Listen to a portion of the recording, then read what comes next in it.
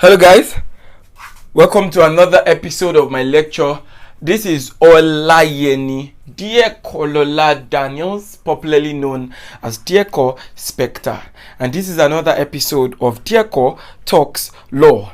On today's episode, we'll be talking about equitable lien in relation to how to identify equitable interest. In previous lectures, we've talked about equitable charge, equitable mortgage, restrictive covenant, purchase of land. In these classes, I was able to identify how and why these particular classes of interest are known as equitable interest. And today's class, we are talking about equitable lien. Do you understand that? But before we go into the substance of today's class, if this is your first time of coming to my channel, I want to say a very big welcome. Please make sure that you click the subscribe button as well as the notification bell, so that anytime I release a video which is going to be of interest to you, you'll be one of the first set of people to watch that particular video. And don't forget to follow me on Instagram at Dieko_Daniels and on LinkedIn at Dieko Daniels. Also, I would like to shout out to two people who made this particular lecture possible. Number one, Komolafe Praise from University of Ioni, who helped make sure that the note for this lecture was typed and made ready. And second person, Odunwole Emmanuel from University of Lagos, who helped make sure that the graphics in relation to this video was made available. Thank you so much, guys. Now, moving straight to what we have today, we are talking about equitable lien, so to say. Now, in relation to our class on equitable lien, the question is, what makes an equitable lien equitable in the first place? And the second question is, what exactly is even a lien in the first place? And these are things that we are going to talk about today.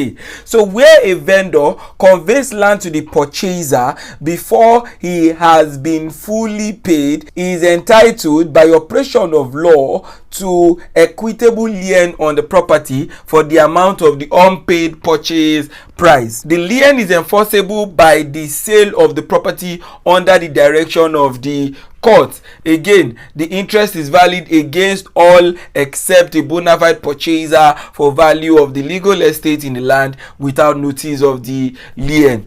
Now, what are we saying? We are saying that we have a vendor who sells a property, that is the owner of a property, who sells that property to a third party. Now, when the seller sold the property to a third party, this third party here being the buyer. Now, he sold the property to the buyer, and then the property cost, let's say, 5 million naira. And instead of him to collect 5 million naira, he collected 2.5. And then he was hoping that, after conveying the property fully, the person, that's the buyer, was saying that, my son is in America or my daughter is in New York, and she's going to give me money when she comes in December. You don't worry. And all those kind of things that people say when they want things. Don't worry, your 2.5 million I'll give you in December. Let's say this transaction happened in February. And then this vendor said, oh, no problem. I know this man is in our community. He has nowhere to run to, and my land is here, and he has nowhere to run to. So he conveyed the house fully to the purchaser, hoping that, when his son, which the vendor even knows, when he comes back from America, he will give him his 2.5 million. So in December, the vendor was now expecting his 2.5 million to come. Oh yeah, your son has come and give me my money. And then the buyer then decided to dribble left, dribble right, dribble front, dribble back. Pay the money, pay.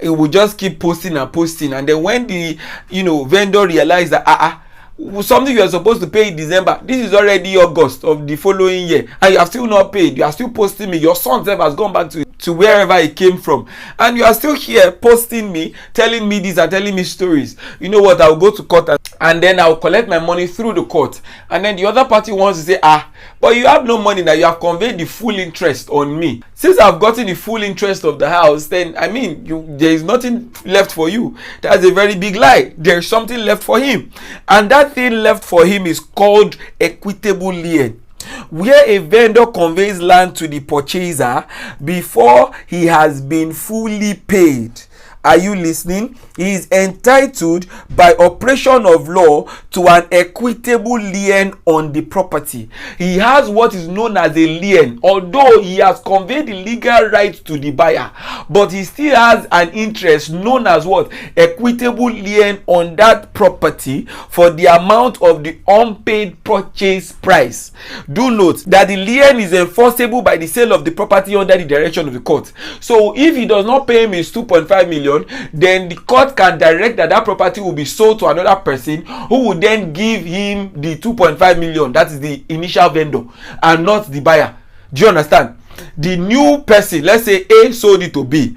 B was supposed to give A 2.5 million extra. You know the house is 5 million. So he was supposed to give him 2.5 million. Then B is dribbling, going left, going right, doing the coacher and Ronaldinho and all that. And then A now went to court to enforce the transaction and make sure he gets his money. And then the court directed that the house should be sold. The house then is sold to C. Now C is to pay, as the purchase money for the house, is to pay A, not B, the money. Do you understand that? That is why it is called an equitable lien, which is enforceable by the court. However, there is going to be a problem where B, who knew that when he bought the house, he hasn't paid fully, then sold the house to another person. Let's say that person is Z. B sold the house to Z, and Z did not know that B had not paid fully to A when Z paid fully to B. Now the question is, can A enforce the transaction against Z? Now, to answer that question, let us go to the case of Ayorinde versus Scott. Ayorinde versus Scott. Here, the plaintiff sold and conveyed a plot of land in Lagos to X. X, at the time of the conveyance, paid only how much? 4,000 naira. You know that this is a very, very old case. He paid 4,000 naira of the purchase price out of how much? 12,000 naira. Agreeing to pay the balance within how many days? 30 days. The conveyance contained a receipt which stated erroneously that the full purchase price has been paid. Now, are you seeing what is going on here? The vendor collected 4k, that's 4,000 naira, instead of how much? 12k, which is the full price, that's 12,000 naira. And then he then put in the purchase receipt, he put there that the 12,000 naira has been fully paid. Now, X failed to pay the balance and subsequently sold the land to who? To the defendant.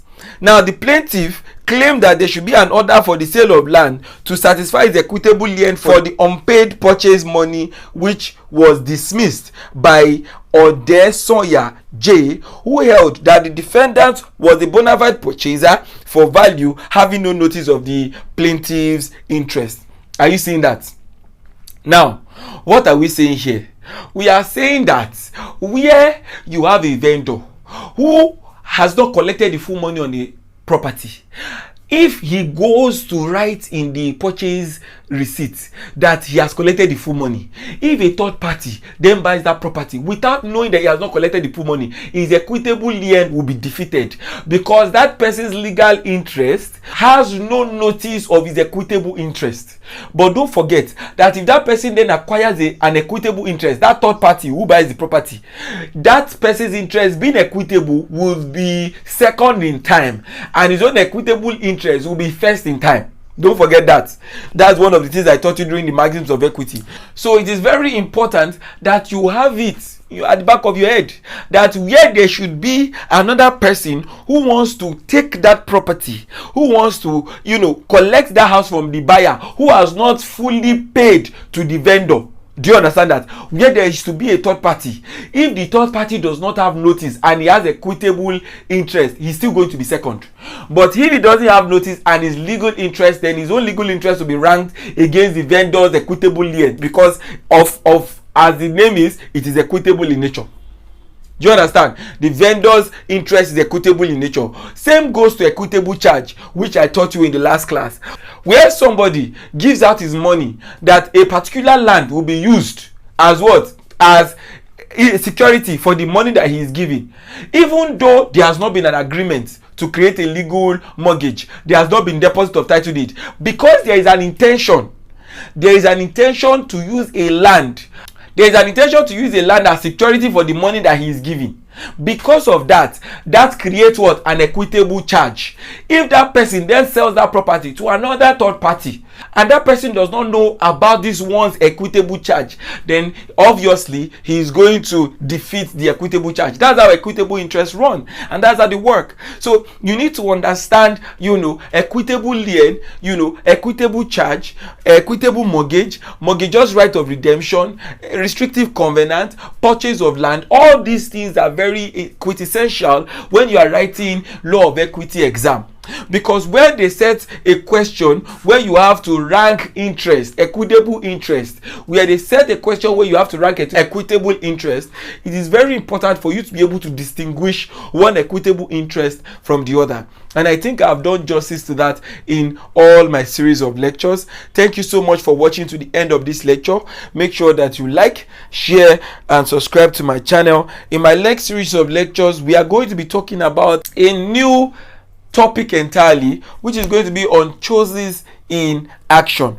We are going to be talking about choices in action. Please make sure that you share this video with your friends. Thank you so much for watching to the end of the video. Don't forget to follow me on Instagram and on LinkedIn at Dieko Daniels on LinkedIn and Dieko_Daniels on Instagram. I will see you in my classes on choices in action.